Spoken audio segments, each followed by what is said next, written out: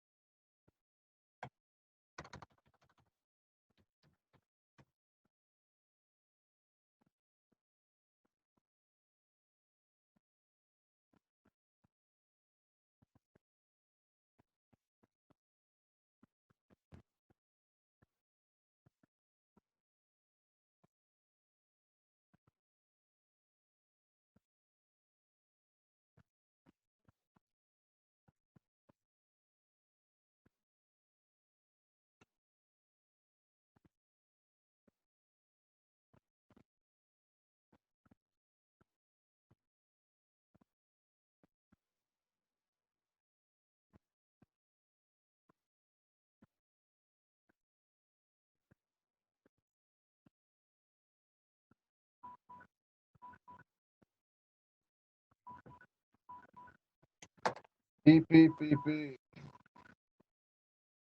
5 minutes. All righty, Risky. So hopefully got something. I got something started. Uh, yeah, I weirdly ended up writing about like Bill Monroe. Yeah, weird. Um, the places that the mind goes. So I figured before we get into uh, talking about the writer's block and those sorts of questions and concerns, uh, I just read part of one of my favorite poems.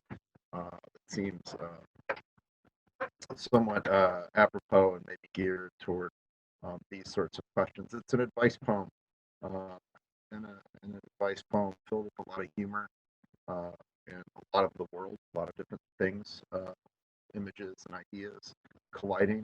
I love poems like that are sort of big and expansive, but also one I think that's useful and conveying uh, not only terrific lines of poetry and terrific language, but also some pretty sage uh, wisdom uh, cut with just the right amount of wit and humor. It's a poem by a guy named Kenneth Koch. Kenneth Koch was another New York School poet, uh, all-time favorites. He was also he wrote was a really fantastic teacher and wrote several books on writing poetry, on teaching poetry, particularly to children.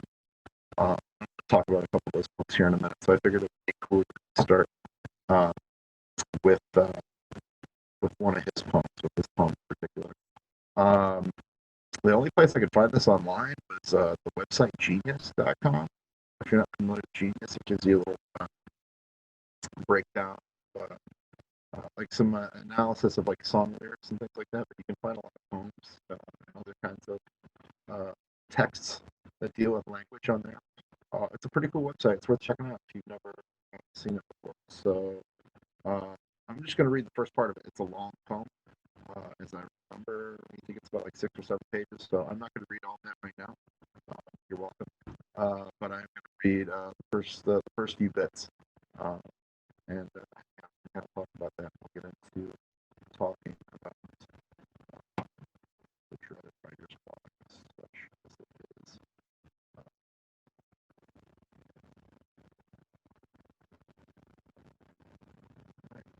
So, some general instructions by Kenneth Koch. Do not bake bread in an oven that is not made of stone, or you risk having imperfect bread.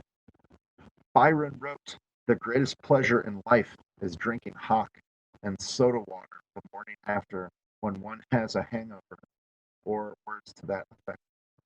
It is a pleasure for me of the past. I do not drink so much anymore. When I do, I am not in sufficiently good shape to enjoy the hock and seltzer in the morning. I am envious of this pleasure as I think of it. Do not you be envious. In fact, I cannot tell envy from wish and desire and sharing perfectly what others have got and not got. But envy is a good word to use, as hate is, and lust, because they make their point in the worst and most direct way, so that as a result, one is able to deal with them and go on its way. I read Don Juan 20 years ago, and 6 years later, I wrote a poem in emulation of it. I began searching for another stanza, but gave in to the Atva Rima after a while, after I tried some practice stanzas in it. It worked so well, it was too late to stop, it seemed to me. Do not be in too much of a hurry to emulate what you admire. Sometimes it may take a number of years before you are ready, but there it is, budding inside of you, a constructing egg. Low slung buildings are sometimes dangerous to walk in and out of. A building should be at least 1.5 feet above one's height, so that if one leaps in surprise or joy or fear, one's head will not be injured. Very high ceilings, such as those in Gothic churches, are excellent for giving a spiritual feeling. Low roofs make one feel like a mole in general, but smallish rooms can be cozy. Many tiny people in a room make an amusing sight. Large persons, both male and female, are best seen out of doors.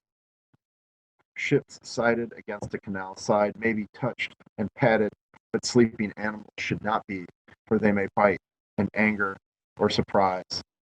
Of all the animals, the duck is 17th lowliest. The eagle, not as high on the list as one would imagine, rating only 95th. The elephant is either 2 or 4, depending on the author of the list, and the tiger is 7. The lion is 3 or 6.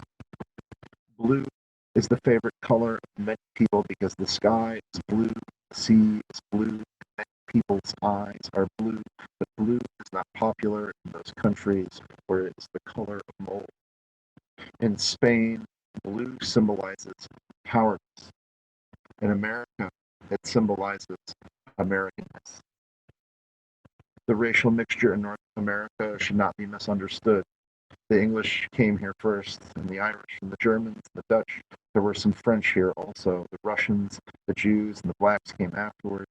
The women are coming now to a new kind of prominence in America, where liberation is their byword. Giraffes, which people ordinarily associate with Africa, can be seen in many urban zoos all over the world. They are an adaptable animal, as Greek culture was an adaptable culture. Rome spread it all over the world. You should know, for it did, Alexander spread it as well. Read as many books as you can without reading and interfering with your time for living. I think I'll stop there. I think that's excellent advice. Uh, yeah, and especially the another part of the book there is the uh, uh, do not be in too much of a hurry to emulate what you admire. Sometimes it may take a number of years before you are ready, but there it is, budding inside of you and constructing a. Yeah, I think that's so true. I think that's one of the difficult things uh, for a lot of young artists or people who are just kind of setting out on a creative path. We take in so much with reading and looking at art, listening to music, find all these wonderful texts, and we want to write into them, respond to them, emulate them in some way that Coke is talking about. Emulate John. But it takes time, I think, and it's easy to be impatient about such inspirations and such motivation. I think, but I think that's good advice, um, and I think it's a good segue too because I think uh, that same kind of impulse, that impatience, that wanting to do all the things right now immediately, which maybe sometimes some of us are lucky enough to be able to do. It's great. Uh, but I think a lot of times that sort of impatience and that impulse can lead us to things like block. That's what I want to talk about a lot today because it's something that comes up a lot. I know in the several years that I've been working at the Writing Center, that's one of the more common issues that people come in with when we have walk-ins, which we miss very much. Please send us questions virtually walk-in. But how what to do when you're blocked, when you're experiencing writer's block. Um, and it's one of the first things that we talk about each summer in the Emerging Writers program. We always ask the interns how many of them feel like they've experienced writer's block. More hands than not usually go. And at least in my understanding, I don't know that that's necessarily true. And I like to tell people that I equate writer's block, or my belief in writer's block is equivalent to my belief in like the tooth fairy for the Easter Bunny, which are very big things if you are a small child watching this. But I don't know. I don't know. I think a lot of times when we feel like we're experiencing writer's block, which the way that it's been explained to me several times, uh, is a real thing. But usually, writer's block is something that's only really experienced by um, working writers who make some or all of their living from their writing, and usually sort of manifests in a couple different ways. Uh, One, either they're not able to produce anything at all. They're literally blocked, stuck. There's no language coming, and oftentimes that might be toward the end of a project or at a point in a project that they've been working on for some time that is important or significant, climax in the action or something like that. If you're looking for a good illustration of this kind of writer's block, there's a movie called Stranger Than Fiction, which stars Will Ferrell, Emma Thompson, uh, and Meg Gyllenhaal and Queen Latifah, which is really terrific. I think it came out maybe like 2006 or 2007, and it illustrates that Emma Thompson is a writer who's trying to figure out how to kill her main character, and she can't figure out how to kill Harold Crick. His character's name is also the name of Will Ferrell's character, who's alive and living in the world. So that's an illustration of that. Another form of writer's block that I'm familiar with is one where there's lots of writing going on, maybe all the time, maybe prolifically, but it's not really going anywhere. It's kind of spinning wheels. It's kind of just word vomit. It's just kind of going, going, going. It doesn't necessarily have any direction. Uh, uh, an example of that would be the book and the film adaptation of the book, Wonder Boys. Michael Douglas is working on his second book. He's a professor at a college, I think, somewhere in Pittsburgh. And he's working on his long-awaited, long overdue second book, and we get these shots of these like several phone books worth of paper stacked up. So he's writing, and he's being productive, but it's not going anywhere. It's not reaching any sort of conclusion. It's not doing any of the things that we want from the work that we read, the work that we love, books that we love. So it's blocked in a different way. That's at least my understanding of it. I'm no expert. I'm a psychologist, but I've had a lot of writers that I admire. I've had a lot of my teachers over the years kind of explain it in those terms.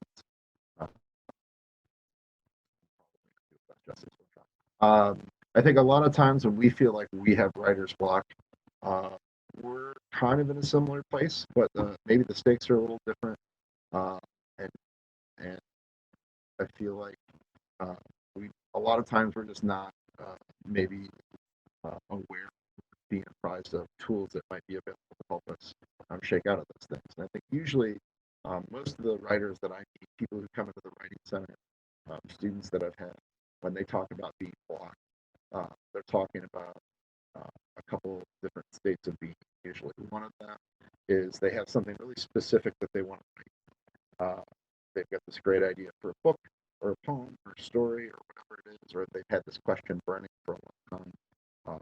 They're really focused in terms of subject matter, but the language with which to capture and express all the things that they want to say and explore about that subject matter uh, are elusive to them, right? So they have the subject and the drive, but they don't have the actual language, or they're having trouble accessing the language they need for what they want to write.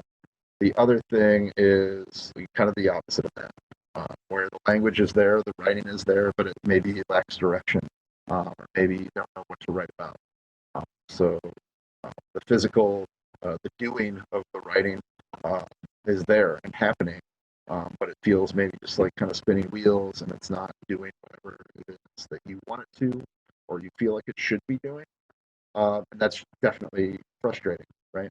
Um, and both of those scenarios, and I think the spectrum in between them are ripe with frustration.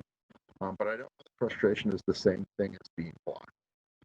And I think more often than not, when we're experiencing uh, those two poles or somewhere in between them, I think there are a lot of terrific writers and teachers who have thought about these things and done this work and provide us sort of a lot of possibilities to get out of this. And I think the first thing that I was kind of talking about earlier, doing free write, is to uh, not uh, not beat a dead horse. Like if you feel like you're working on a project and you're stuck, you're in a place that's just kind of difficult, things aren't moving along the way you'd like them to be, um, as hard as it might be, particularly if you're on like a deadline or something like that, or you've set some sort of kind of timeline goals for yourself in terms of where you want to be in a project, uh, and when you want to be done with that project. Uh, Write something else.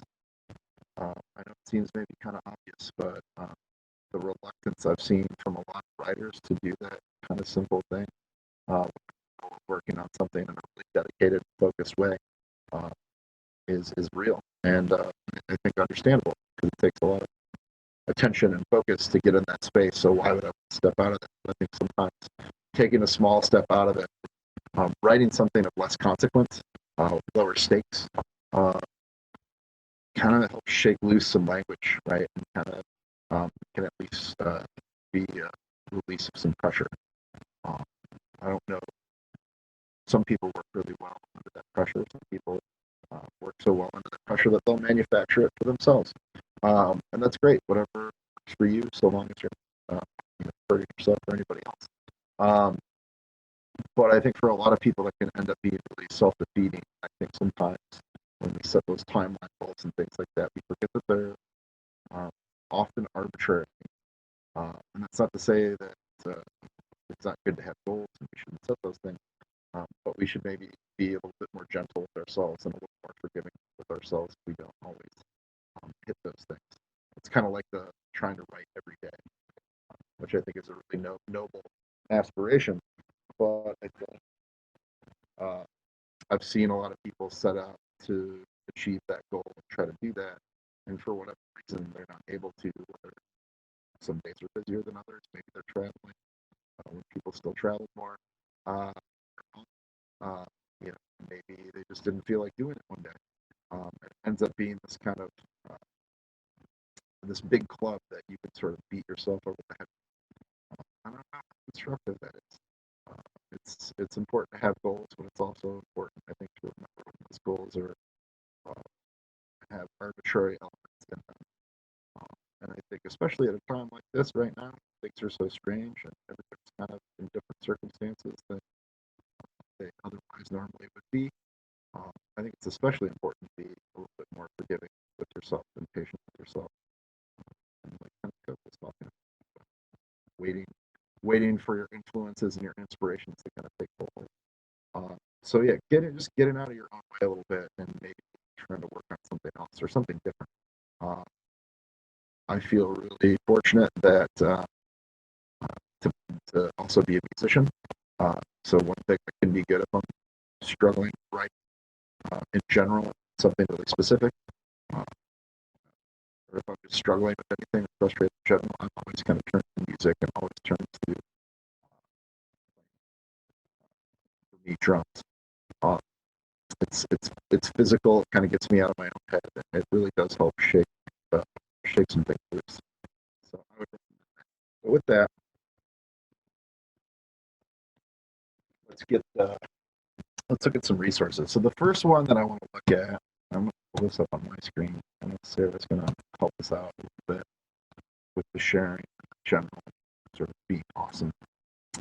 Um, yeah, here we go. So one of the first things I usually do if I'm teaching a class that meets more than once, and oftentimes even in classes that only meet once, I like to bring uh, this list of journal ideas and writing experiments by the great American poet Bernadette Mayer. Uh, Bernadette Mayer is a hugely influential, prolific, amazing uh, poet and teaching artist, and uh, just it's everything. Um, this list, you can find it. It's at the writing the UPenn website, which has a lot of other great resources. And I love like the old internet look of this. I just print this out. I think it's so fantastic. It's great to have these web resources, but I also think it's great to print things off. I love to take notes. I love hard copy. I think you always read a bit more deeply and you're a bit more engaged. And it pulls focus a little bit more when you're reading hard copy. So you print this off. It's about 6 pages every year. Beginning of YAW, give the kids this. We usually do some of the prompts, but we give it to the students more to take for them to take with them, just to have when they're in those moments, when they're feeling like they really know what they want to write about, but maybe aren't finding the language, or maybe are writing but feel like they're kind of like writing in no direction in particular.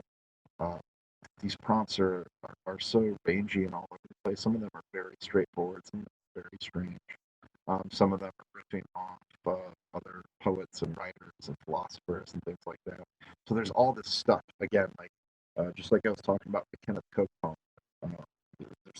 So much of the world is in this, relatively small list of writing experiments, but uh, pretty much anyone I know that spent any time with them has found them to be very useful, very generative. I've had a lot of students tell me that they've been able to find their way out of holes that they've been in, or blocks that they've encountered, um, just by kind of picking this up and just randomly picking maybe a couple things and seeing where it goes. It's one of those. It's one of those things where you can pick up a prompt. Maybe it seems interesting. Maybe it doesn't. It ends up not generating anything for you, or maybe being kind of frustrating. Just move on to the next one or find another. I can't remember how many dozens or hundreds of prompts are in here, but there's a lot. So this is kind of the first thing that I'd like to start with. And I've pointed this to people. I walked in the writing center, um, and it's how it was shared to me. I was made aware of this list when I was a grad student in Chicago a long time ago, uh, and tried some of these journals. I like keeping a journal. I have several that I keep, kind of on that are different things. Uh, some of them are for poem drafts, some of them are just kind of like notes and kind of language. But this is one of the best resources that I've ever found.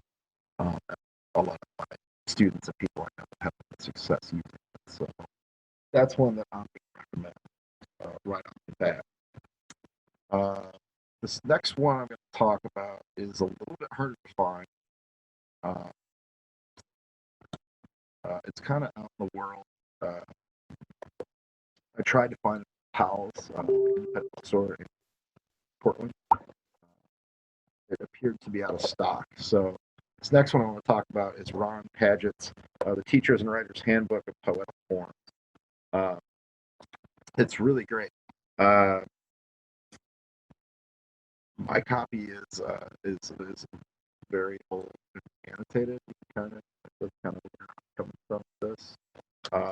I've used this so much, like you can kind of see bookmarks and everything. It's really great. It's really straightforward. It's just an alphabetical list of different kinds of poetic forms. Uh, but it gives you a little kind of background of the history of the form, country of origin, kind of the etymology of it a little bit. It'll give some examples. So it ends up being a nice little poetry anthology as well as kind of a useful teaching tool. When I first started my MFA, like everyone talked about this book, and it was out of print and kind of hard to find that.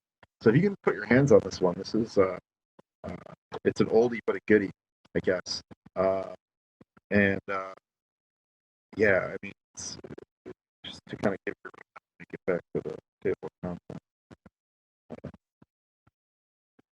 Different forms, abstract, acrostic, stuff, little kids do, kindergarten do. Allegory, alliteration, alphabet poems, list poems are in here. We talked about list poems. Let's see, oh, gee, Ghazal or Guzzle, excuse me, poor pronunciation of my part.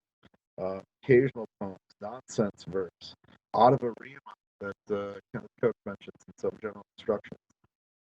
So some of it is kind of like basic poetic vocabulary, but then it gets into a lot of different forms.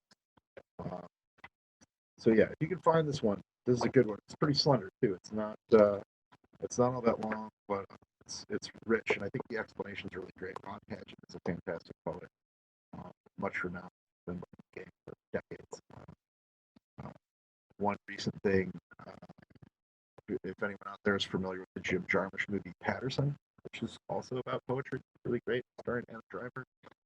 Some of the poems that are attributed to Adam Driver's character were written by Ron Patchett. Uh, so,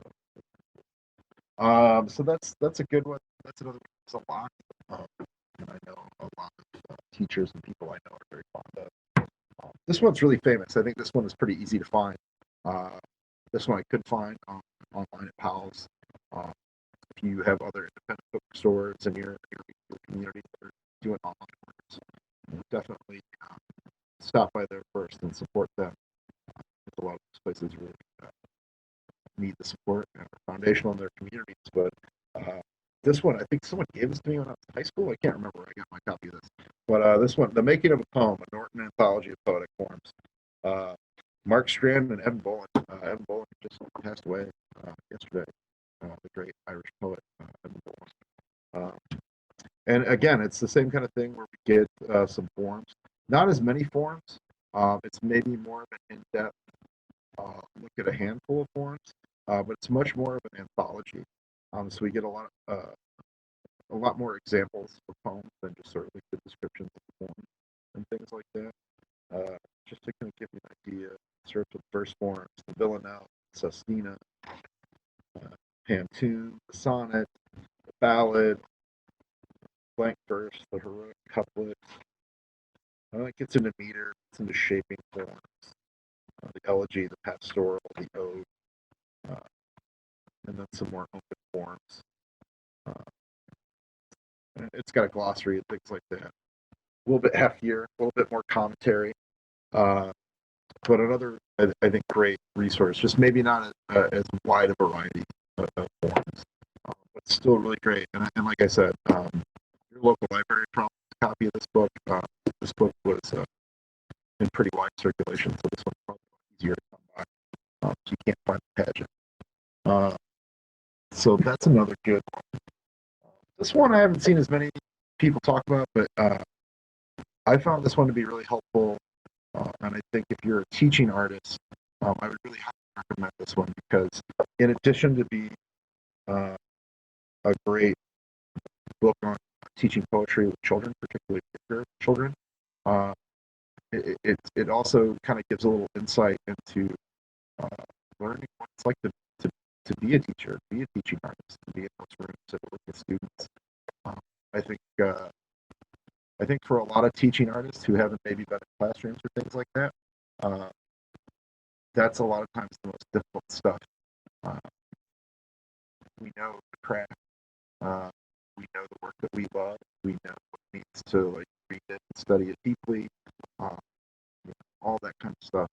But being in that classroom environment, particularly on a regular basis, particularly working with other teachers, proper capital P teachers, uh, it's a different sort of thing. And if you've never had the opportunity to get some experience, do some student teaching or something like that, uh, it can be really challenging. It's really challenging for me. I'm glad I could really start uh, kind of still doing undergrad.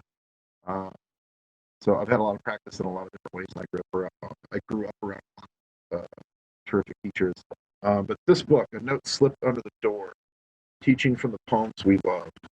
Uh, it's from smaller public Stenhouse publishers. I'm not too familiar with them, but it's written by the amazing, or co-authored by the amazing Nick Flynn, Shirley McPhillips. Shirley McPhillips um, was the former co-director of the Teachers College Reading and Writing Project at Columbia University.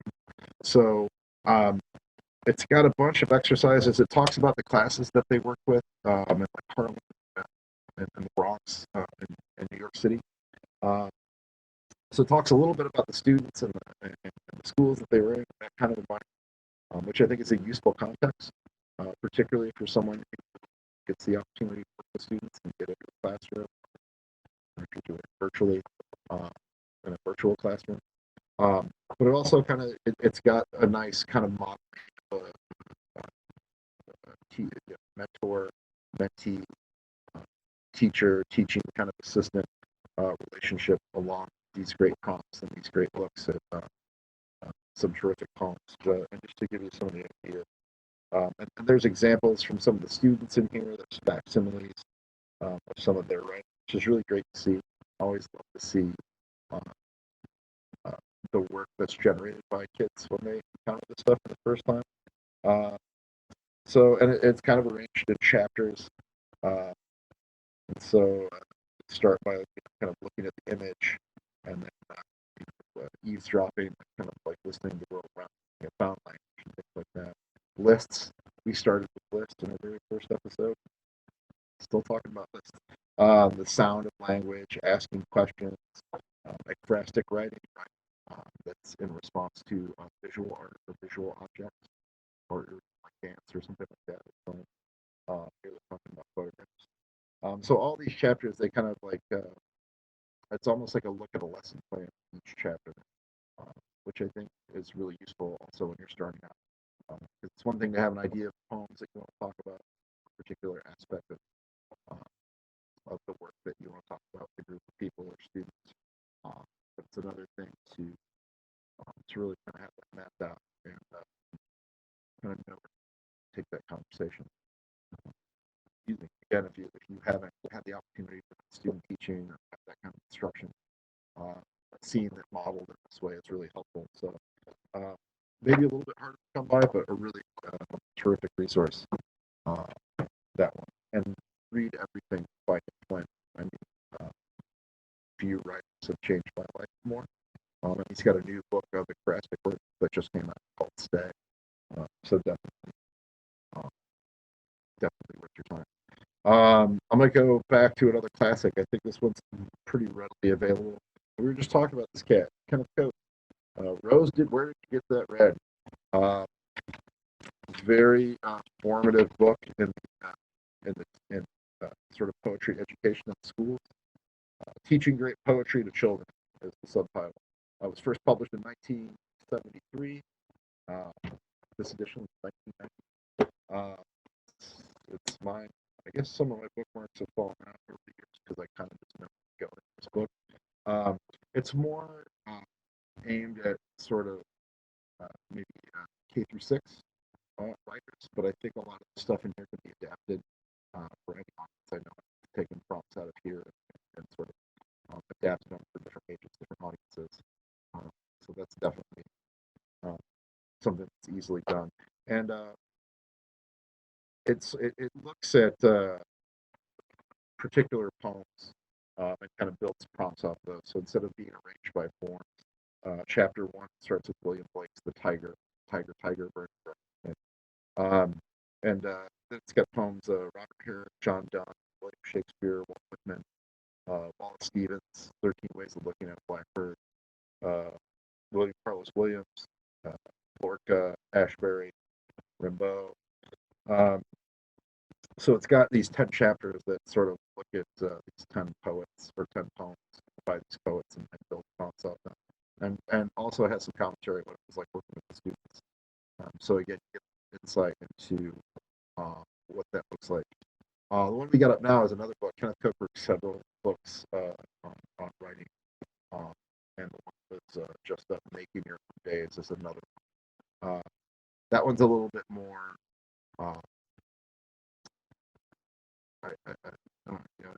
poetry self-help book. That sounds weird to say, but kind of accurate. It's maybe less so for someone who's going to be a teaching artist and more so for a writer who's trying to make the writer try to figure this thing out and trying to find their way through the work.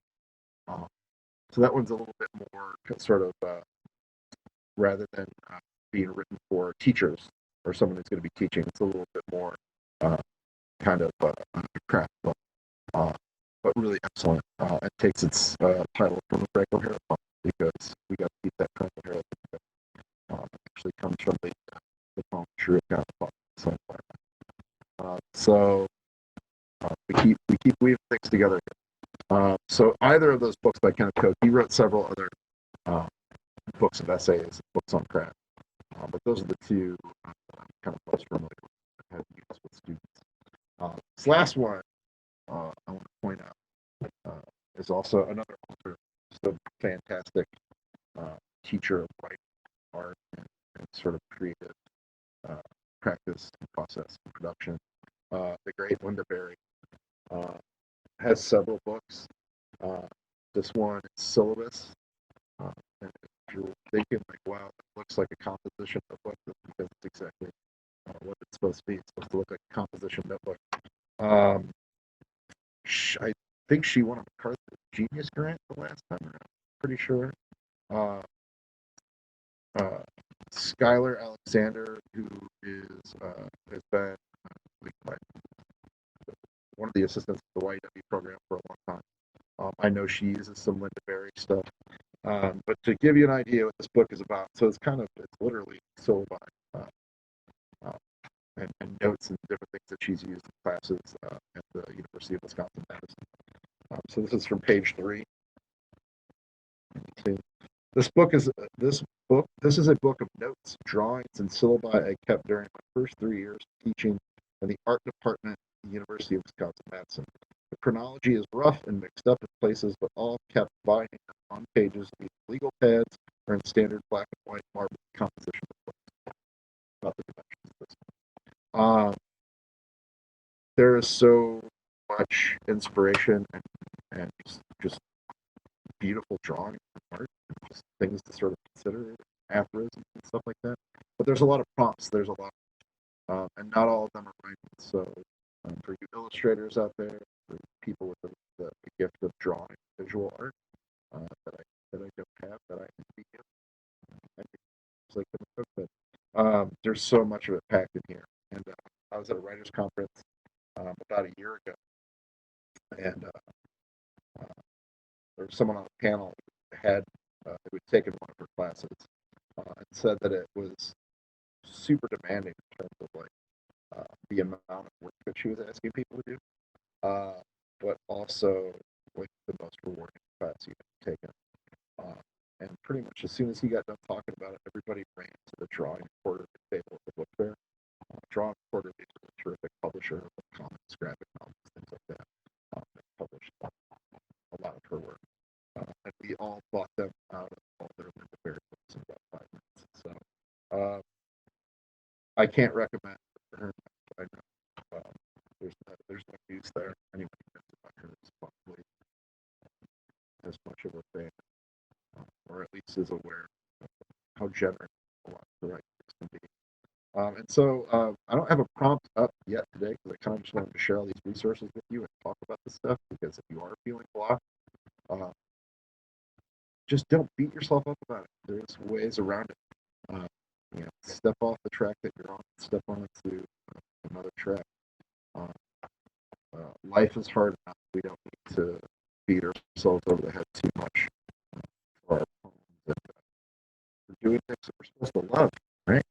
But I wanted to share this one prompt from Berry Syllabus with you. I think it's really great and simple. Uh, but we have about 10 minutes left, and this prompt actually has a time limit. So I thought I'd leave it there. If you have questions or anything like that, please post them. Like I said, if you have strategies or ideas or text or anything like that that will help you get over some writer's block, please share it. We're always happy to pass that stuff along, and we'll try to help each other out as well. We're all just writing things together, so do right by each other. So this is from page 80 syllabus, and it just looks like this. It's the questions on there.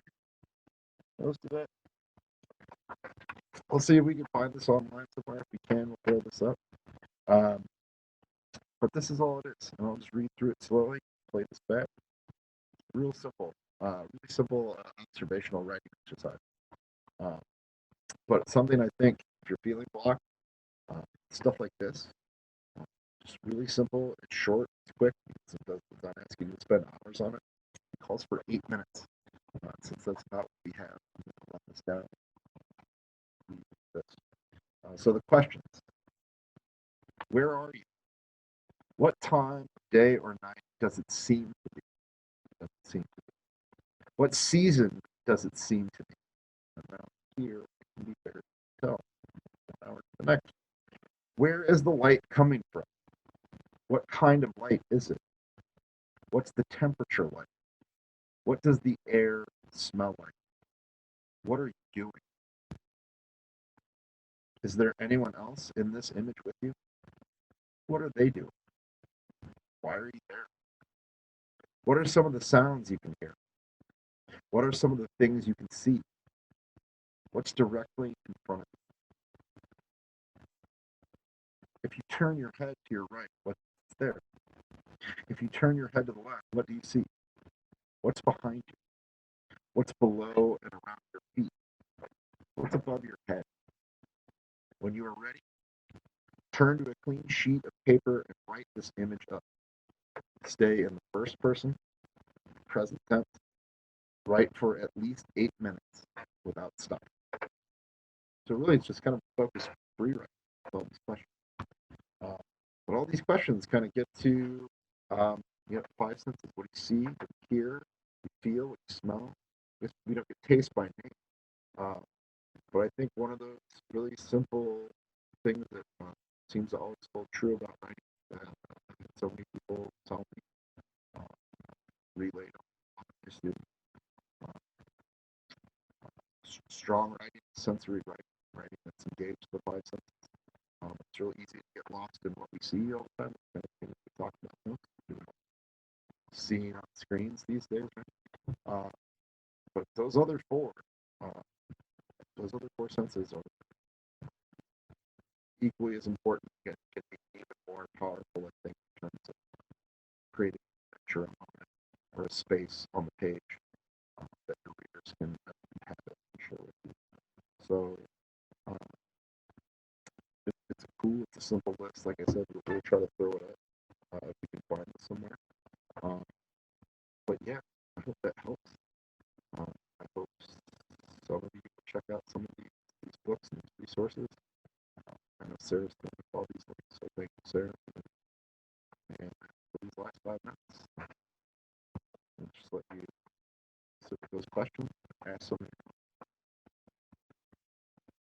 share your thoughts on the dreaded writer's block, whether you think it's real or kind of Loch Ness monster, like that.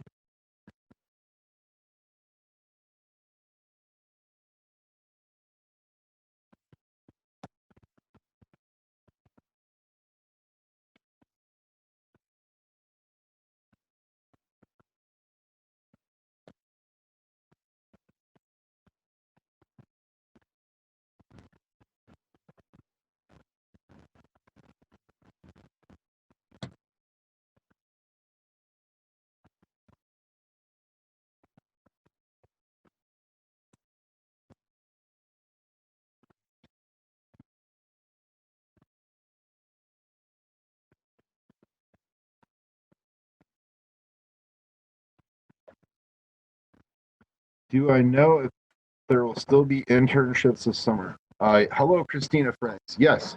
Sorry, I'm just kind of going back through the comments now. 100%.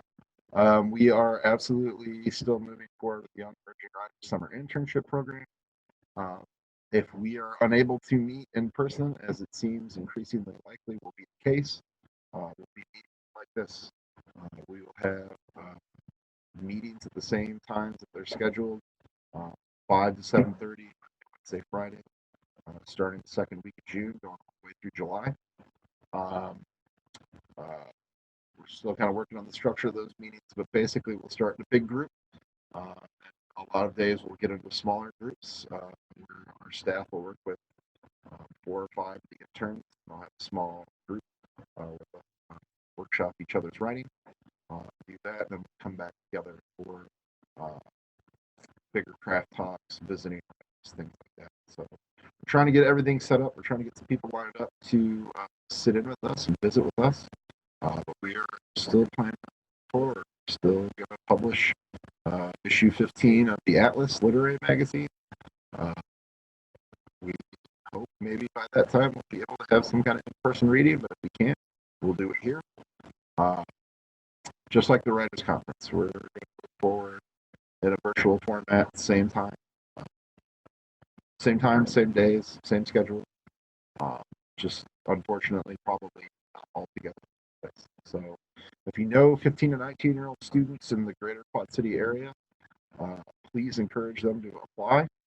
Uh, Process of going through applications to do a phone interviews now. Uh, it's been a little bit difficult getting the word out, so if you weren't sure about that, I apologize. Usually we send copies of the magazine to every high school in 6 counties, uh, and youth service organizations, libraries, stuff like that. Uh, we were just about to do that when all this hit. Uh, we haven't done that because schools are empty. But we're reaching out to teachers. Uh, if you got questions about the program, you can reach out to me anytime. I'm happy to talk about it. Very excited that we'll still be moving forward. We won't be probably in person. So, um, and there's on our YouTube page, there's a video of the interns last year talking about the program, why they think it's important, why they believe writing is important in their lives, which is really great. We can share that too. Please reach out. Let me know. I'm happy to talk with parents, teachers, students. Uh, we pay interns. We don't have a lot of money, but we pay them a small cash stipend. All the interns get to go to the writing conference, so they'll still be able to take those classes with those amazing instructors. Uh, we still have magazines and books and things to give them. We'll disinfect and send out right now. So a lot of perks to be had, a lot of fun to be had, and a lot of great things to go. I think that's a lot of terrific young men. So please apply. We want to hear from you. We want to celebrate you and work with you and be awesome together. So yeah, very much. YW is 100% on.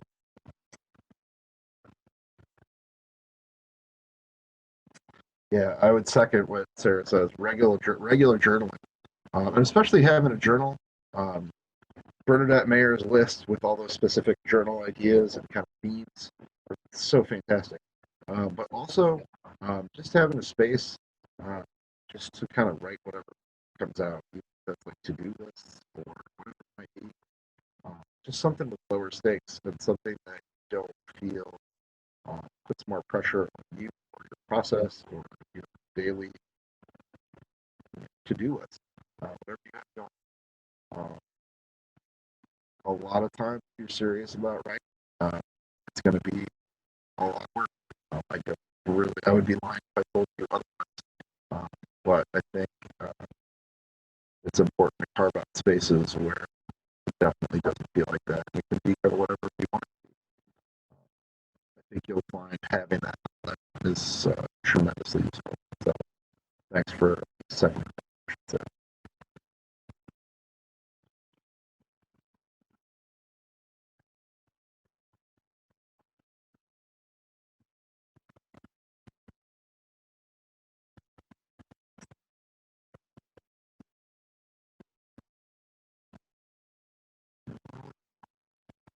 it looks like we're getting to about 2 o'clock. So it ran the rest of my day and let you do the same. But I hope you all take care. I hope you all do some writing. And I hope the writing that you do brings you some joy. Uh, we'll be back here on Thursday. Uh, yeah, so it'll be a surprise for you, like it'll be a surprise for me. It's kind of how I like to be surprising for everyone involved. So tune in at 1 o'clock on Thursday. We'll be here if you've got ideas, things you want to talk about. Please let us know. Uh, Actually, I guess Thursday I do know. We'll look a little bit more at IW. I want to talk a little bit about uh, that program and look at uh, the magazines and some of the terrific work that those interns have produced. This summer's our 15th anniversary, so there's absolutely. But anyway, thanks for tuning in, everybody. Stay safe out there. Take care, and we'll talk to you soon. Much love. Have a good one. Bye, Candias.